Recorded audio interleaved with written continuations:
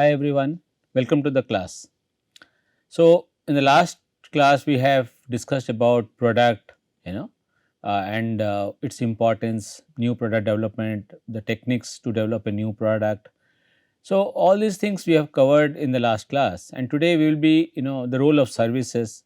Today we will be discussing something else, which is again a part of the product management.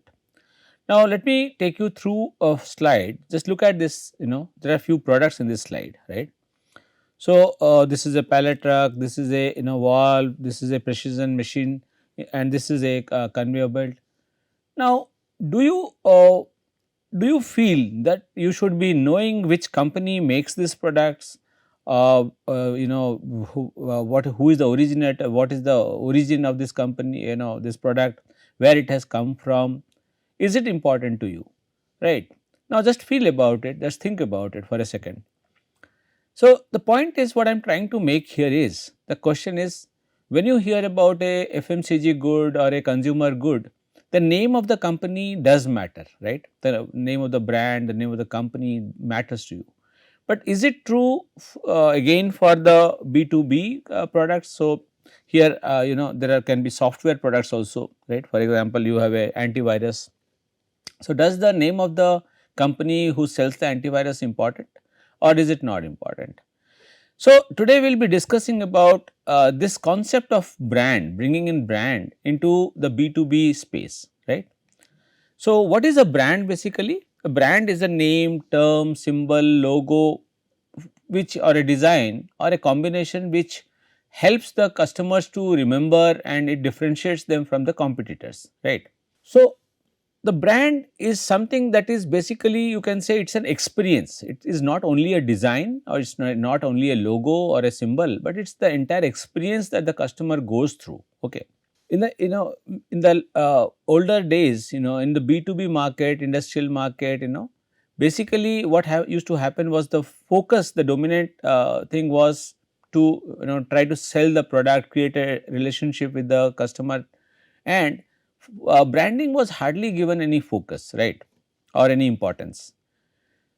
But nowadays things have changed. Obviously, with we can't say today that branding is no more required, is not important in the B2B market, because the way B2B market has emerged and the way the businesses are being done has changed, right.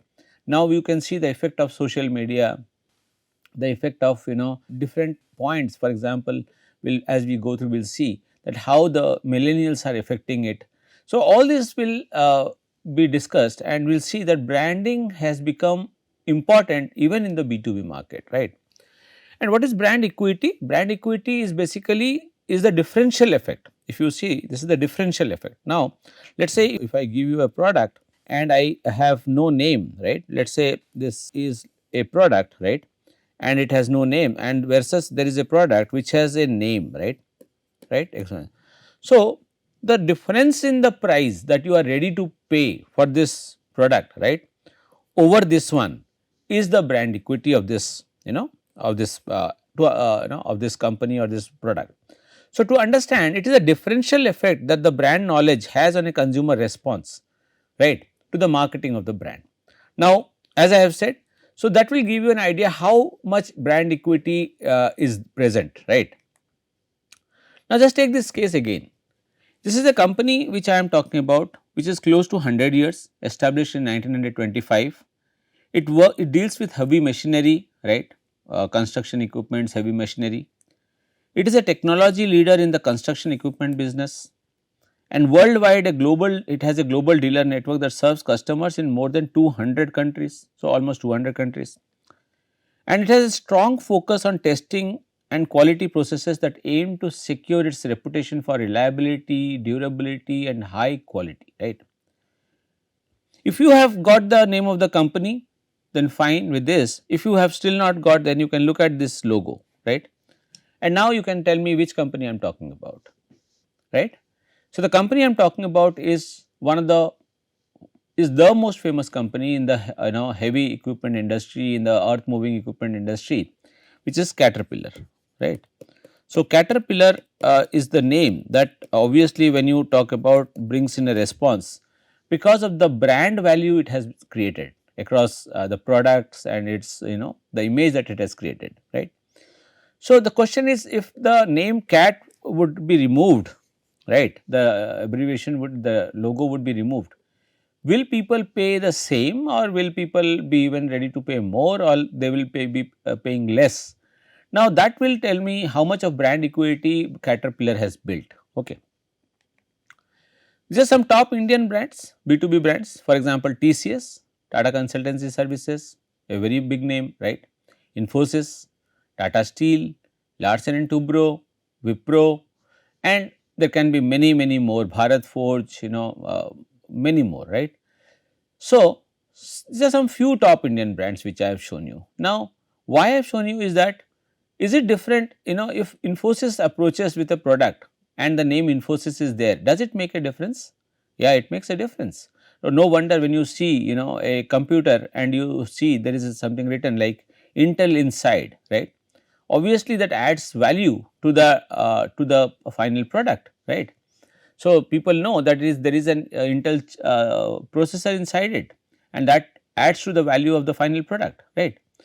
So, that means one thing is for sure, that even somebody like a Tata Steel who is producing only steel does also try to brand its products and tries to come away from that commodity mentality to towards a branded product. Okay.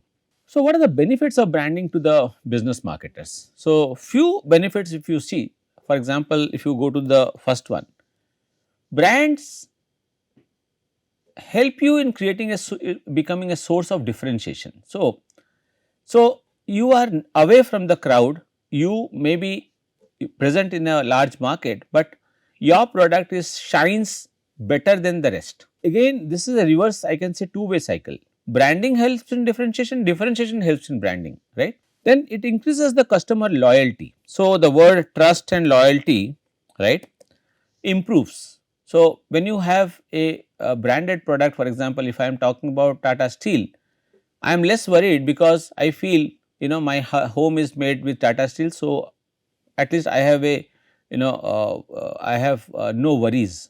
Okay.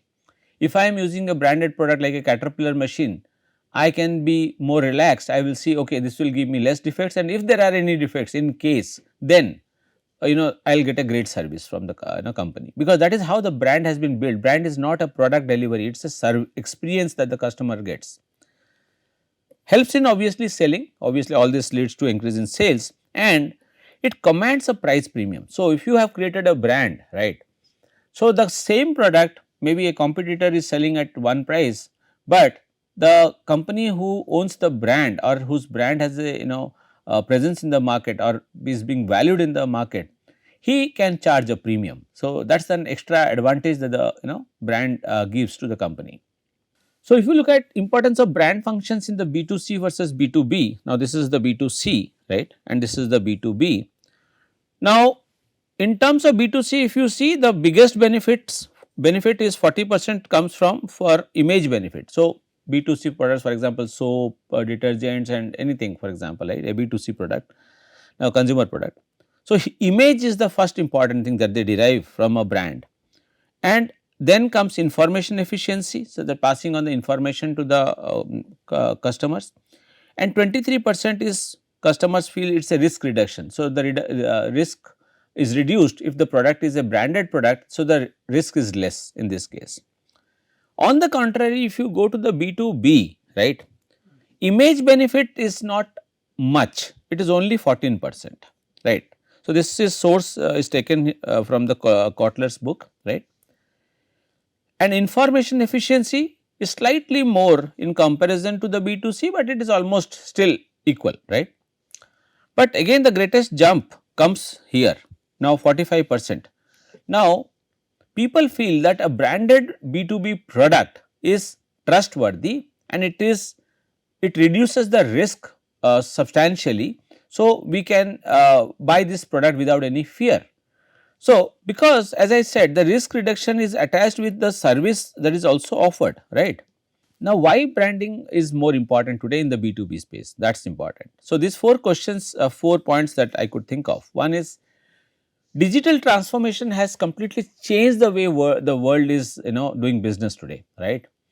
So earlier, for example, when there was no internet and there was no means of communication, so either you used to show it to your customer, take give a demo, or you have to bring your customer to your place and show it. So the or participate in a trade show, which was obviously very popular for that reason. But digital transformation has entirely changed the way branding is being done today, or the importance of branding has happened. Now, so many products are there on the internet, for example, let's say, and why would anybody even bother to think about a particular company, right, or a particular product? So let's say I am buying a, let's say, a lathe machine, right, or a software. I want a software. Now I want a, let's say, grammar software, right, to create check grammar. Now the question is, there are so many products. So digital transformation has completely revolutionized. So I will only go for one where at least I know something about it, or I at least know the name of the company, the name of the product or something. So that reduces my search experience, right. So it narrows down my search. So I can easily focus on a few and go in detail, right. Competition has tremendously increased, right, and because competition has increased, obviously you have to differentiate yourself. So branding is an act of differentiation, again it helps you in differentiating your product. So that is another reason. The third is, for example, today nowadays, this we are talking about sustainability. So when you talk about sustainability, how to reduce your carbon footprint, for example. So every company is bothered and is being given a score, or is being checked on its sustainable sustainability issue. So here this also becomes very important, because branded companies can prove and tell that we are we are more sustainable, we work for sustainability. For example, the biggest complaint, right, you have against these companies is, for example, pollution, right. They create water pollution, soil pollution, air pollution. Companies who are working on this environmental protection schemes and all, so they create a brand of their own, and that helps people to buy a product of a company which is more sustainable, or is more working for the environment, rather than a less priced product which is creating a lot of pollution, right. Fourth is, it is a time for the young generation now.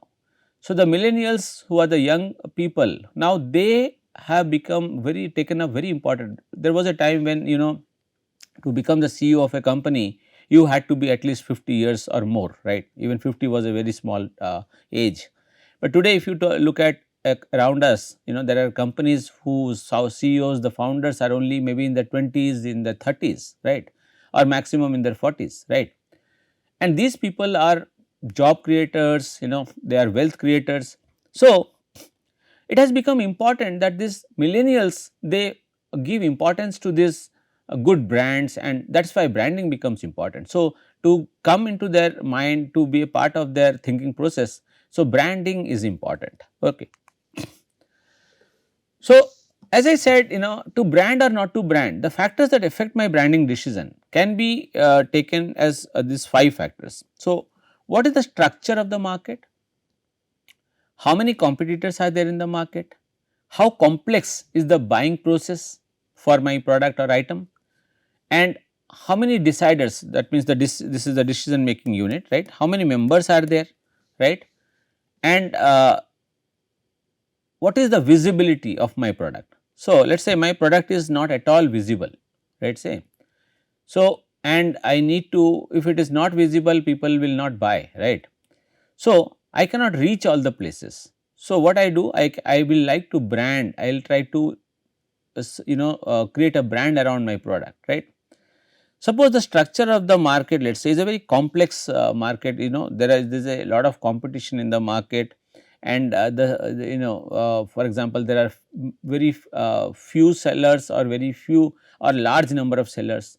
So in such condition also, whether you should brand your product or not, whether should you sufficiently spend money in branding or not, is to be thought, right.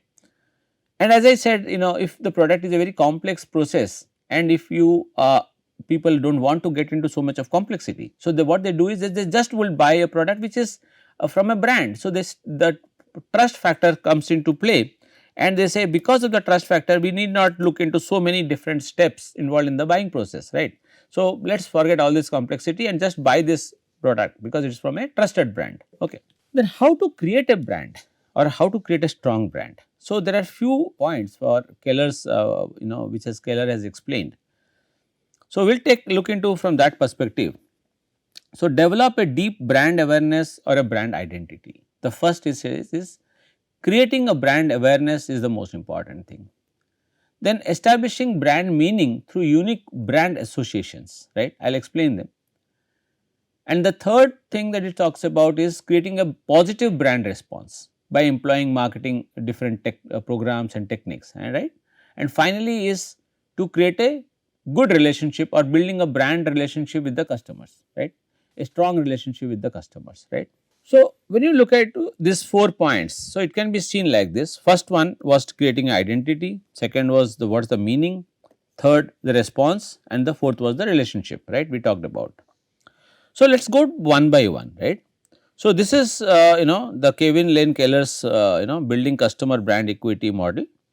So, first point it talks about identity, who are you, right, and let us see if you look at it, this is the stages of the brand, this is the brand building blocks, and this is the objective at each stage. Now, the first stage when you are questioning about the identity, who are you? So, the brand has to be salient in nature and it has to create broad brand awareness, a deep awareness about the product or service. Second, who are you or what are you doing, right. So, the meaning. So, here in terms of performance or image, you are looking at the brand, and here we try to look at the point of parity difference, that means how you are different from the rest. Then what about you? The judgment, the feelings, right, they are what people carry. For example, you see here establishing positive responses, right. So, what do they feel? So, how do you create those judgments, feelings? So, positive accessible reactions. And finally, what about you and me, what kind of relationship is existing? So, resonance. So, and it has to resonate, that means it has to continuously there, it has to be continuity. And here it's we say that the objective is to create an intense active loyalty. Okay. So, this if we follow these methods, right, let us see.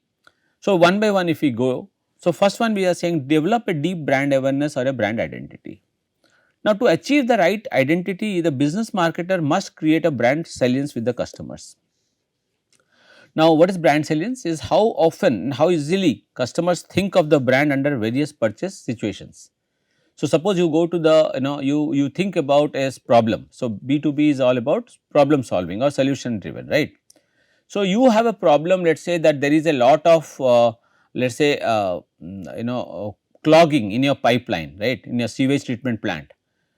So, when it comes to you in your mind and you type a few keywords in the search engine, the first few products that comes are the most popular ones, right.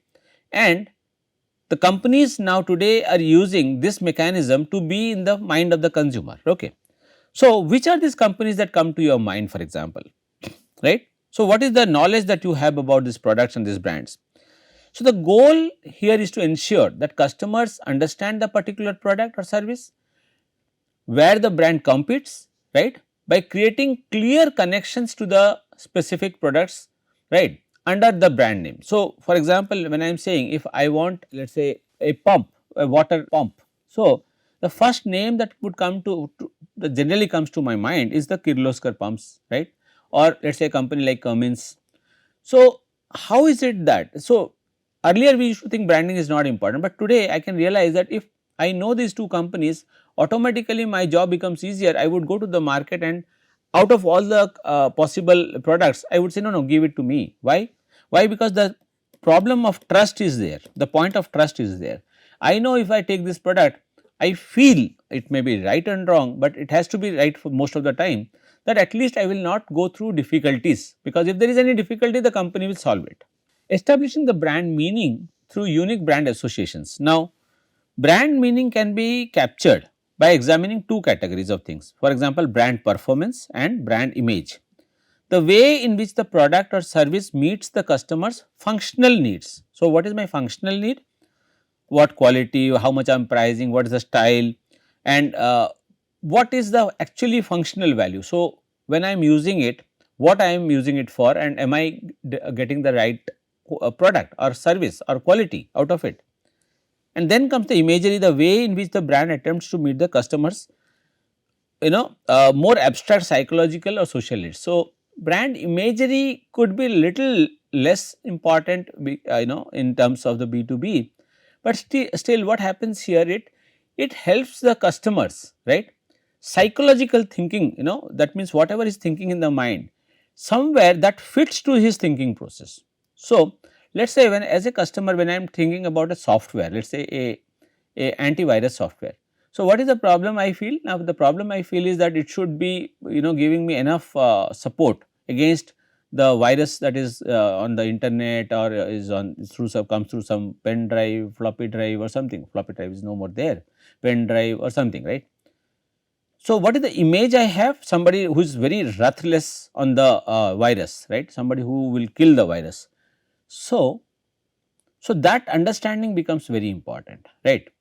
So, the brand association happens through this way. The company tries to create an image in the mind of the consumer. Okay. Because of this, the brand positioning should incorporate both parity and points of difference in the customer value proposition. So, what is the customer thinking? How he is calculating that value, right, in terms of in his mind, that is very important for the marketer to understand. And if he understands that, then only he can position the product or the brand in a particular manner, right. He can create the identity of the brand for the brand in a particular manner. So, as I said, for example, if you are talking about an antivirus, so the antivirus should be not soft, but should be very harsh on the the all the kind of viruses that are coming. Here this is no germ, right, but it is some some programmable code or something, but that should be completely eliminated. Elicit positive response by employing marketing programs. So, you have to create a positive response in the consumer's mind. So, how do you change the judgment and feelings? So, brand judgments focus on the customer's own personal opinions and evaluations, like for quality, credibility, superiority, what they feel, right, their judgments. And brand feelings are the emotional reactions, right. For example, security, warmth, social approval. Now, how do you pass on the message through your marketing programs, so that the customer feels in a certain way, judges the brand in a certain manner, or feels about the brand in a certain manner.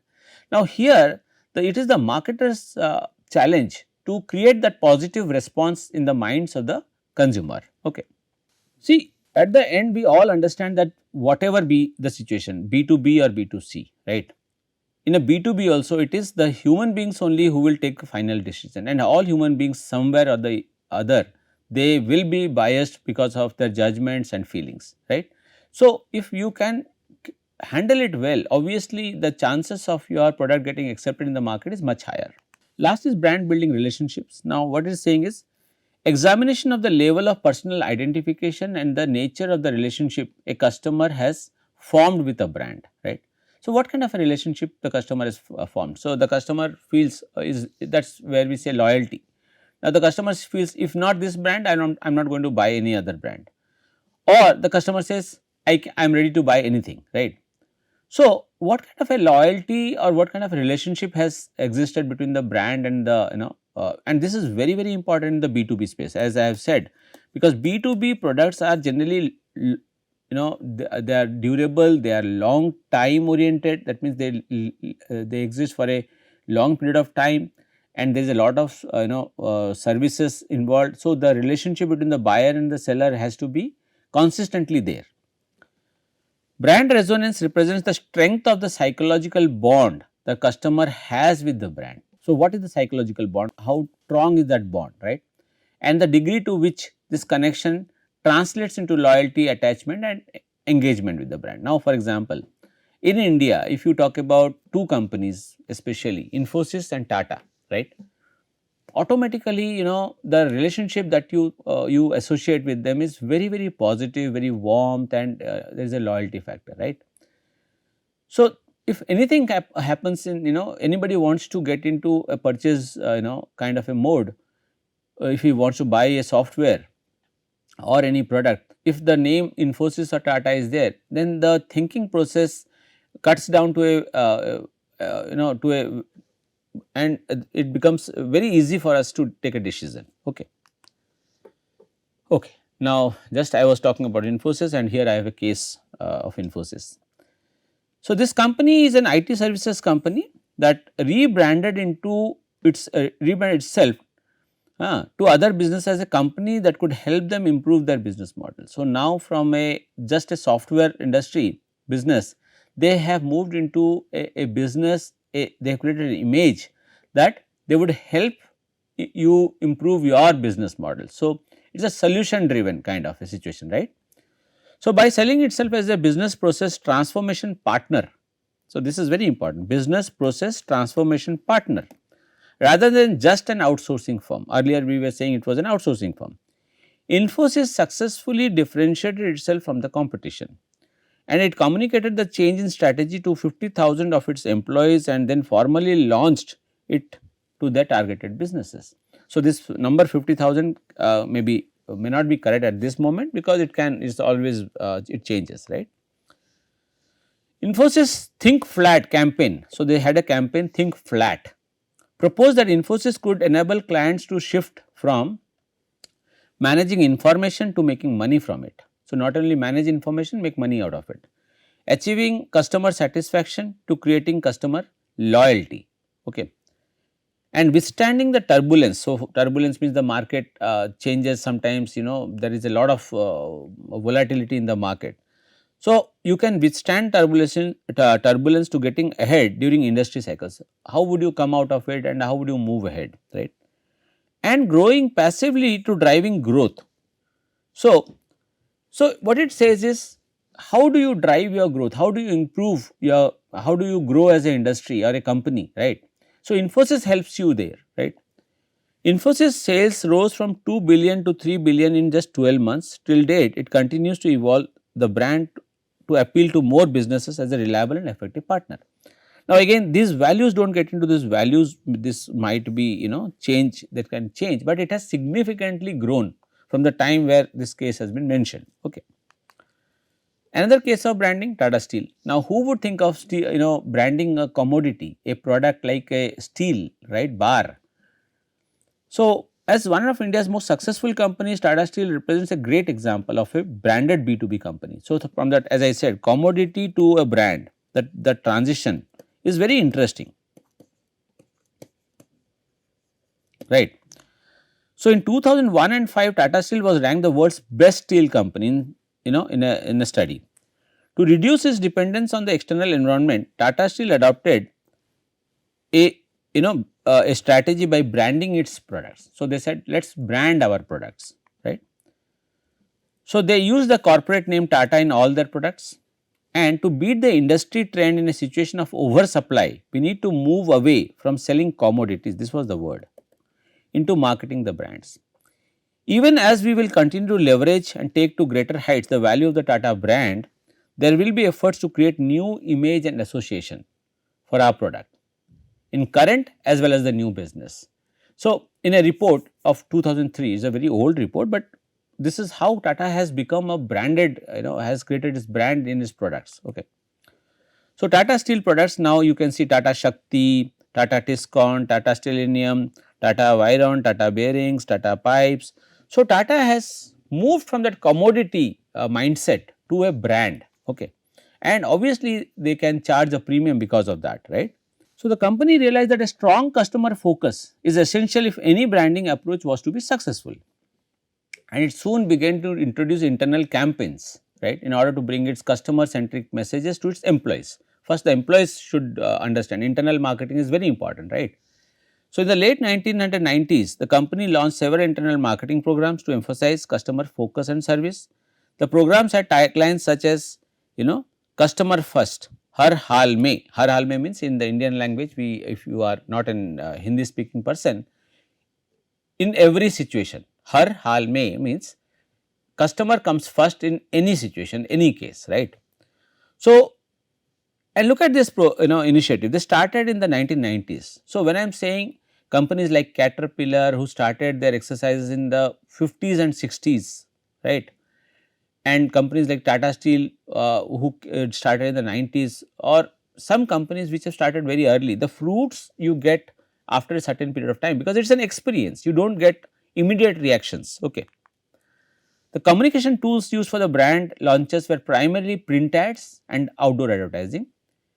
They also created TV commercials that portrayed, happy customers and employees live, happy customers basically, right? And they began to engage in community. In fact, they are very famous for this, that they have been always involved in community welfare programs. So even Infosys is well known for that. From the beginning, the branding initiative showed impressive results, and the branded product sales increased by 84%. So this was in long back, I am saying. So what was common in both the cases? Strong customer focus, involvement of employees at all levels, and ability of branding in differentiating the commodity product or services. So companies who everybody thought, okay, how could they brand such a product? They did branding, and they moved out of that commoditized, commodity mentality, and they created a premium of, offering to the market, and they charged a premium too for that, right? And they could increase their profits because of it, because it was easy for people to remember, to differentiate, and then even buy the products. So with this, I'll wind up the lecture here, and we'll meet in the next lecture. Thank you very much.